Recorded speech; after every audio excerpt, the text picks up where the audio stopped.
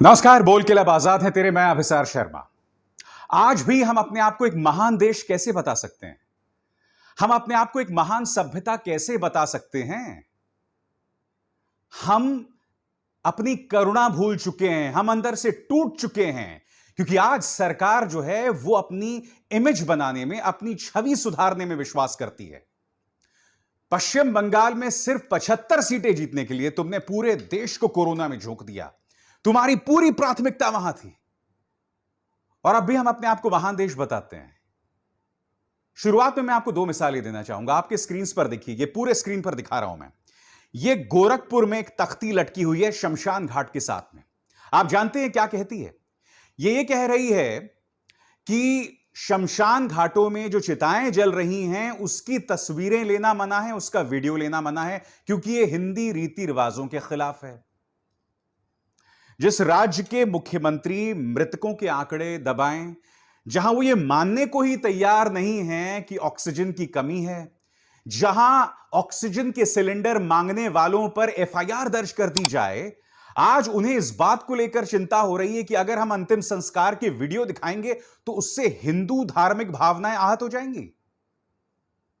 मैं आपसे पूछना चाहता हूं कि आज ये चिताएं जल क्यों रही हैं? इसका जिम्मेदार कौन है? कभी सोचा इस बारे में? और मैं आपको बताता हूं कितने महान लोकतंत्र है। दोस्तों, ये वीडियो देखिए। यूथ कांग्रेस के नेता श्रीनिवासन और उनकी टीम न्यूजीलैंड में ऑक्सीजन सिलेंडर्स पहुंचा रही है। उन्होंने अपील की, मदद की।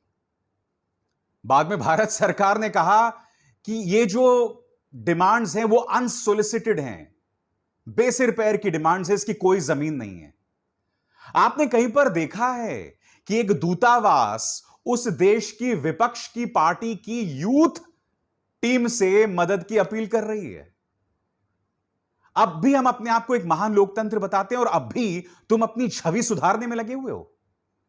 जो दो मिसालें मैंने आपको बताई, ये दोनों तस्वीरें दुनिया भर में जा रही हैं। बताइए, देश की नाक कौन काट रहा है? और अब मैं आपको बताने वाला हूं दोस्तों कि सुप्रीम कोर्ट ने कल मोदी सरकार को किस तरह से लताड़ा। एक एक शब्द पर आपको गौर करना पड़ेगा, और कोरोना के एक साल बाद भी अगर सुप्रीम कोर्ट यह कहने को मजबूर है तो इससे ज्यादा शर्म की बात कुछ नहीं हो सकती। एक एक करके बताता हूं। सबसे पहले मैं आपको यह बतलाना चाहता हूं कि तीन बड़े मुद्दे जो उन्होंने उठाए, जो आपके स्क्रीन पर, ऑक्सीजन की अतिरिक्त सप्लाई बनाएं, यानी कि सरप्लस सप्लाई बनाएं, अस्पतालों में भर्ती की एक राष्ट्रीय नीति बनाएं, और जो लोग सोशल मीडिया में मदद की मांग कर रहे हों या मदद कर रहे हों उन्हें परेशान ना किया जाए।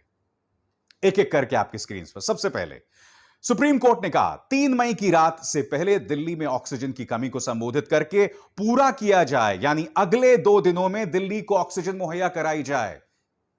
दिल्ली को ऑक्सीजन मुहैया कराई जाए, उसकी डिमांड है 900 मेट्रिक टन्स, और इस वक्त उसे मिल रहा है 550 मेट्रिक टन्स।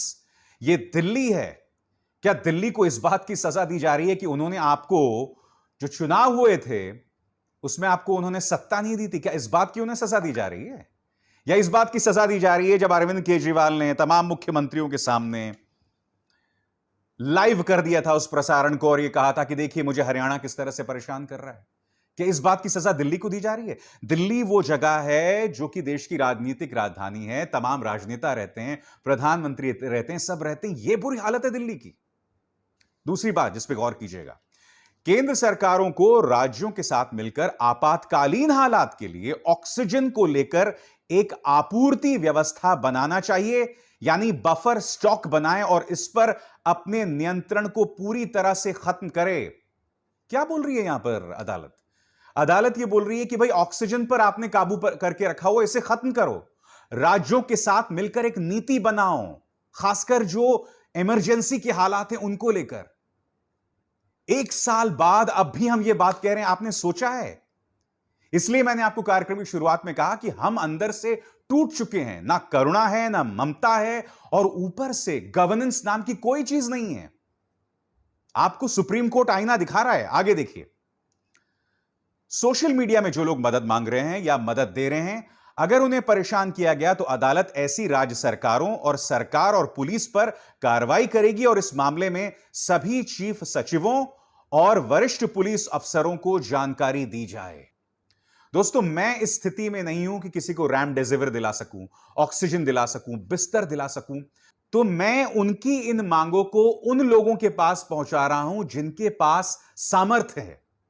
और उसके लिए मैं आपको कुछ चेहरे दिखाना चाहूंगा। यूथ कांग्रेस के नेता श्रीनिवासन, कांग्रेस के पूर्व एमएलए मुकेश शर्मा, इन तमाम लोगों से मैं लगातार अपील कर रहा हूं कि आप लोगों की मदद करें।